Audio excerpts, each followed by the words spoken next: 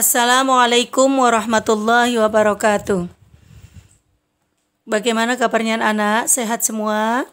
Mudah-mudahan kita semuanya sehat jasmani dan juga sehat rohani. Karena ada orang yang sehat jasmaninya, rohaninya sakit. Tapi ada orang yang sehat rohaninya, jasmaninya sakit. Tetapi kebanyakan orang yang sakit jasmaninya, dia itu sadar kalau dia itu sakit. Tapi banyak orang yang ketika itu terjangkit penyakitnya adalah penyakit hati, penyakit rohani, dia nggak sadar bahwa dirinya adalah sakit. Ketika kita sakit jasmani, kalau kita flu ada tanda-tandanya, ada bersin, ada batuk, ada pilek, maka kata dokter kita sakit flu. Sebenarnya begitu juga sakit hati, penyakit hati atau penyakit rohani pun sebenarnya ada gejalanya. Cuman tidak semua orang itu menyadari kalau dirinya itu sebenarnya sedang berpenyakit, ya, tapi penyakit hati. Bahkan tidak sedikit ketika itu penyakit hati kemudian disebutkan oleh orang lain, biasanya ada yang sampai berantem, ada yang marah karena tidak terima bahwa dirinya sedang berpenyakit hati. Beda dengan penyakit jasmani, ketika kita ditanya, kamu sakit apa? Spontan lisan kita menjawab, kita sakit flu, kita sakit batuk, kita sakit pilek dan sebagainya. Dengan ringan lisan kita menjawab. Tapi ketika kita berpenyakit hati, ketika hati kita sedang sakit, biasanya kita berat, bahkan sekalipun disebutkan oleh orang lain, kita sering marah. Pada kesempatan kali ini, Ibu ingin membahas akhlak tercela hasad. Sebelum kita mulai pembelajaran hari ini, mari kita berdoa kepada Allah dengan membaca bersama-sama, berdoa dengan membaca Bismillahirrahmanirrahim. Mudah-mudahan Allah berikan kepahaman, Allah berikan kecerdasan kepada kita untuk bisa memahami materi hari ini, sehingga kita bisa meninggalkan sejauh-jauhnya penyakit tercela hasad. Hasad adalah sebuah penyakit yang sangat berbahaya. Menurut Al-Quran, Quran Surat Al-Imran ayat 120, ini dalil naklinya anak-anak, yang artinya, jika kamu memperoleh kebaikan, niscaya mereka bersedih hati. Tetapi jika kamu mendapat bencana, mereka bergembira karenanya. Quran Surat Al-Imran ayat 120. Jadi di dalam Al-Quran Allah menjelaskan, jadi orang hasad itu adalah orang, secara gampangnya ibu simpelkan, SMS senang melihat orang susah dan susah melihat orang senang. Harusnya kita kan melihat orang senang itu ikut senang, dan kita melihat orang susah itu ikut merasa susah. Tapi karena kita sakit, kita senang melihat orang susah dan susah melihat orang senang. Itulah yang namanya penyakit hasad. Bahkan Rasulullah SAW bersabda dalam hadis yang diriwayatkan oleh Imam Ahmad, jauhilah olehmu sifat dengki, karena sesungguhnya sifat dengki itu memakan kebaikan seperti api memakan kayu bakar. Jadi penyakit hasad ini sangat berbahaya.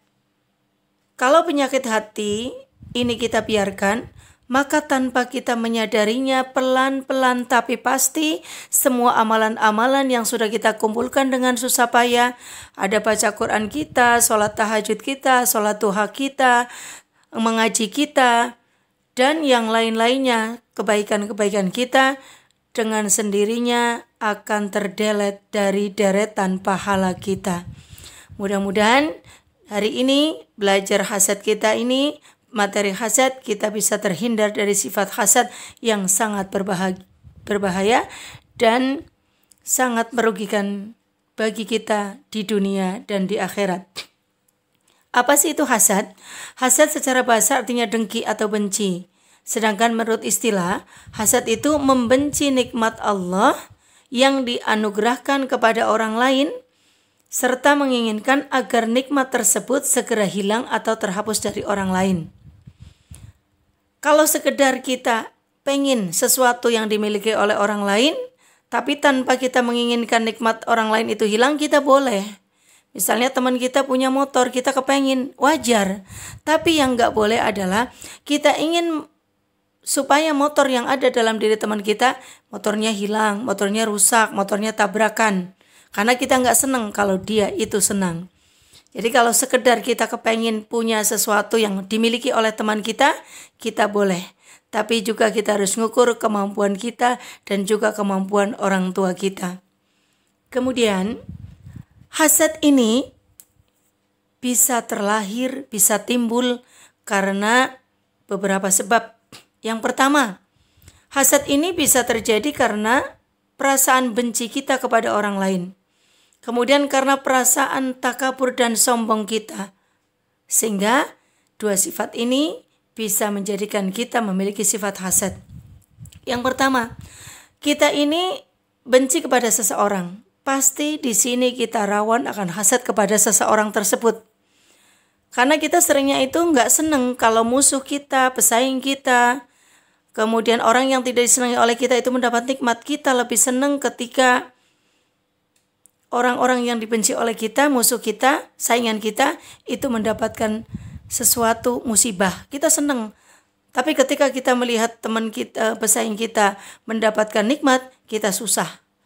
Nah, ini berarti hati kita sudah mulai terjangkit oleh penyakit yang namanya hasad. Yang kedua, karena apa? Karena takabur atau sombong. Kita ini merasa bahwa kita adalah yang paling hebat. Kita paling cantik, kita paling kaya, kita paling berprestasi, paling pinter. Sehingga ketika ada orang lain yang melebihi kita, kemudian timbullah perasaan tidak senang alias hasad dalam diri kita.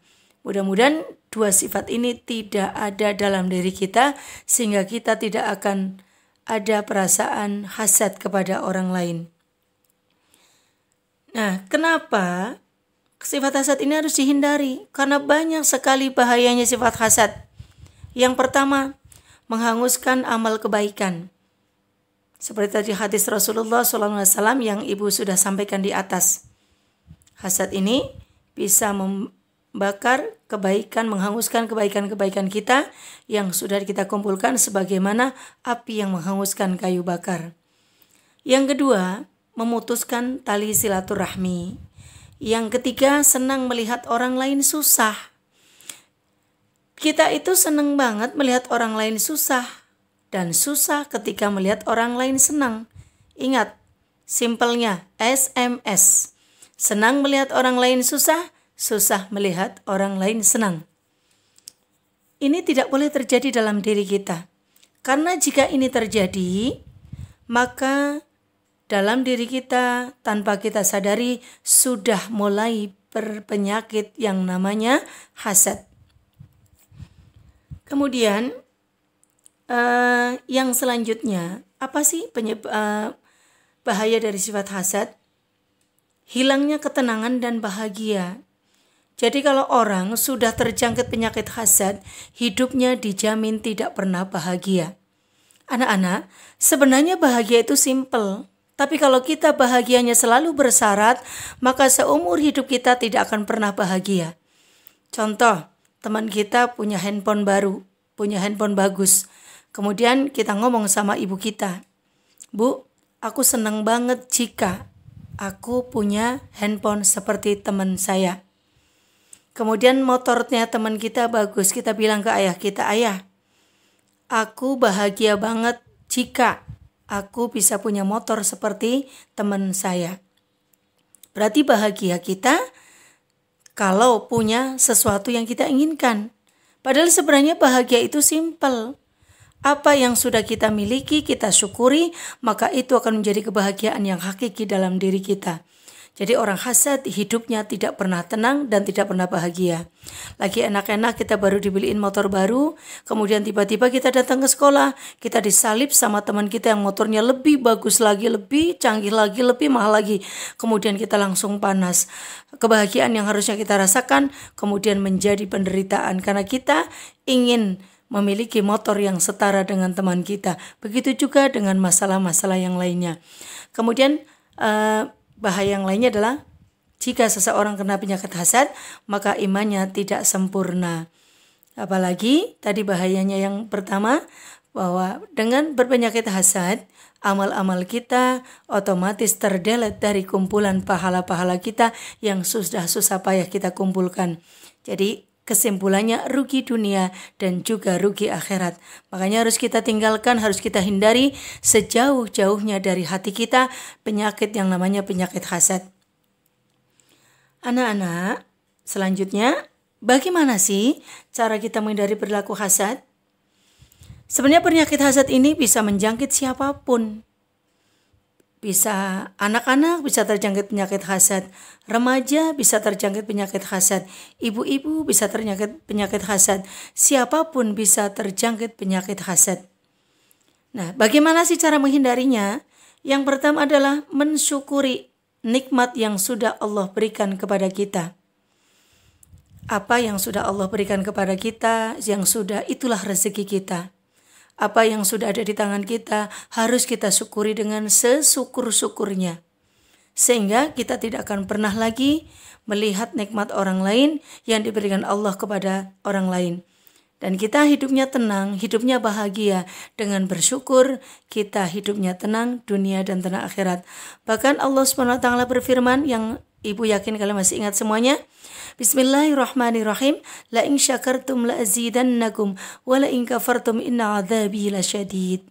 Jika kita bersyukur, Allah akan menambahkan nikmatnya kepada kita. Tetapi jika kita kufur nikmat, azab Allah begitu pedih. Mudah-mudahan dengan bersyukur atas apa yang sudah Allah berikan kepada kita, kalian punya handphone yang sekarang ini walaupun gak secanggih teman-teman, alhamdulillah. Kita punya motor walaupun tidak semahal motor teman-teman kita, alhamdulillah. Dan kita punya apapun yang sudah menjadi rezeki kita, kita selalu bersyukur kepada Allah telah memberikannya kepada kita. Mudah-mudahan nikmat Allah akan ditambahkan kepada kita semua. Yang kedua, kita tuh harus sadar bahwa ternyata yang namanya penyakit hasad itu menjadikan penderitaan kepada orang yang memiliki penyakit hasad. Menderitanya tidak hanya batin, lahir dan batin akan tersiksa. Jadi orang yang punya penyakit hasad ini selalu tersiksa hidupnya. Siang, pagi, malam semuanya tersiksa. Kita mikirin orang teman-teman kita yang punya motor-motor bagus. Kita mikirin motornya teman-teman. Yang kita pikirin padahal teman-teman kita sedang tidur nyenyak. Tapi mata kita masih ngeliatin atap, ngitungin atap. Mikirin terbayang motornya teman-teman. Ya Allah, mudah-mudahan motor-motor teman-teman kita semuanya pada tabrakan besok sehingga motorku paling hebat. Teman-teman ada asik, mereka pada tidur, pada belajar, ngerjain PR, ngerjain tugas. Kalian yang punya penyakit hasad memikirkan temannya dengan penuh kerugian. Karena walaupun kalian sehasad apapun, kalian misalnya ada orang ganteng, ada orang cantik, kamu benci dengan kecantikannya.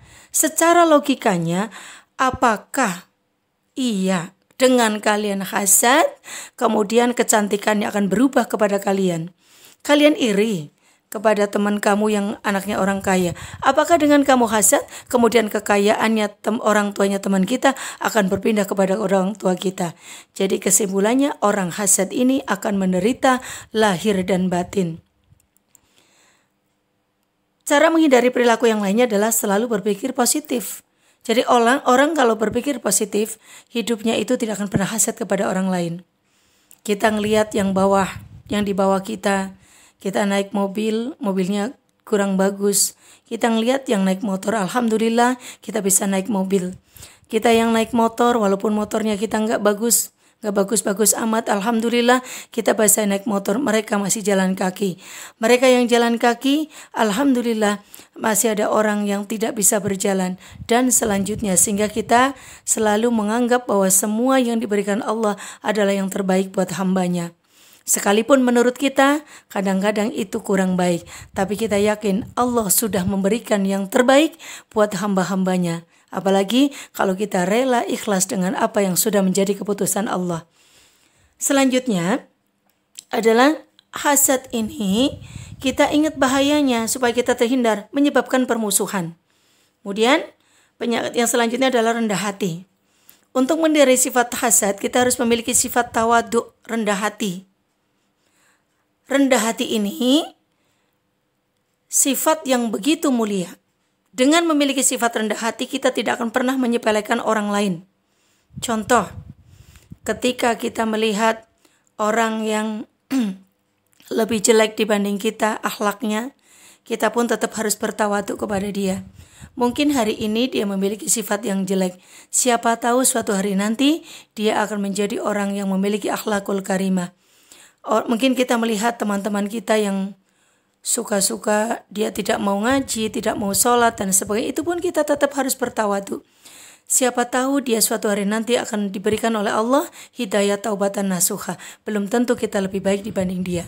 Ketika kita melihat anak kecil, kita beranggapan bahwa anak kecil itu dosanya masih sedikit, tapi kita yang lebih gede dosanya sudah lebih banyak. Kita ketika melihat orang yang lebih tua dibanding kita, orang itu pasti taubatnya sudah bagus. Sementara kita yang masih muda belum bertaubat yang sesungguhnya. Jadi nanti kita akan selalu bertawadu kepada siapapun, kita tidak akan pernah sombong dalam diri kita. Kemudian yang selanjutnya adalah kesimpulan dari semuanya bahwa yang namanya hasad adalah senang melihat orang susah dan susah melihat orang senang. Jika kita merasa sehat, maka hati kita akan senang melihat orang senang dan kita sedih jika melihat orang sedih. Ketika kita sebaliknya atau senang melihat orang susah dan susah melihat orang senang, berarti kita sakit. Contohnya, kalian pergi ke pesta ulang tahun. Di sana orang-orang pada bergembira, pada suka ria, pada makan, pada minum, nyanyi-nyanyi. Terus kalian tiba-tiba menangis, kencang sendiri. Apa kata teman-teman kan? Pasti mereka akan menganggap bahwa kamu adalah orang stres atau orang sakit. Begitu juga sebaliknya, kamu sedang bertakziah, sedang melayat ke rumahnya teman. Tiba-tiba di depannya jenazahnya orang tuanya teman kita atau saudaranya teman kita, kamu nangis meraung-raung. Apa kata orang-orang yang melihat kamu? Pasti kalian akan dianggap bahwa kalian adalah orang stres atau setidaknya kalian adalah orang yang sakit. Jadi orang yang memiliki sifat hasad itu sama dengan orang yang sedang sakit. Makanya mari kita hindari sifat hasad sejauh-jauhnya dari dalam diri kita. Kita nggak usah mikirin orang-orang yang mendapat nikmat dari Allah, kita kepengin boleh. Tapi kita tidak boleh mengharapkan nikmat Allah yang diberikan oleh Allah kepada teman kita, kepada saudara kita menjadi hilang. Kemudian kalau kita pengen sesuatu, mintalah kepada Allah Subhanahu wa Ta'ala. Tidak ada yang mustahil bagi Allah, semuanya Allah kuasa untuk memberikannya kepada kita. Buat apa sifat hasad kita pelihara dalam diri kita, cuman akan menjadikan kita menjadi manusia yang rugi dunia dan akhirat. Kita selalu berdoa kepada Allah, mudah-mudahan kita diberikan kebersihan hati sehingga kita menjadi manusia yang bahagia dunia dan juga akhirat. Ibu akhiri pelajaran akidah materi hasad pada pagi hari ini.